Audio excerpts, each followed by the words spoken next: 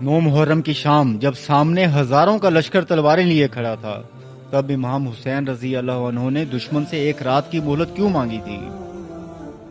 کیا وہ ڈر گئے تھے؟ ہرگز نہیں۔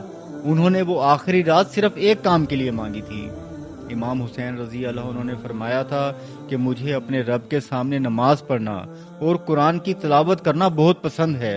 سوچیں دوستو، ہم غم حسین میں آنسو تو بہاتے ہیں، ان سے سچی محبت کا دعویٰ بھی کرتے ہیں، لیکن جب حیا علی الصلاح کی آواز آتی ہے تو ہماری مسجدیں خالی کیوں ہوتی ہیں؟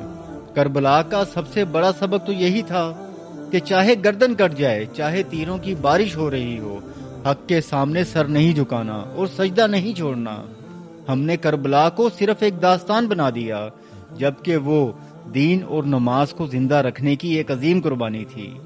اگر آپ واقعی حسینی ہیں اور اہل بیت سے محبت کرتے ہیں تو آج سے اپنی ایک نماز بھی قضا مت ہونے دینا۔ جو لوگ 9 محرم کو نماز کی پابندی کا پکا ارادہ کرتے ہیں وہ اس ویڈیو کو لائک کریں اور کمنٹ میں انشاءاللہ ضرور لکھیں اور حق کے ساتھ جڑے رہیں۔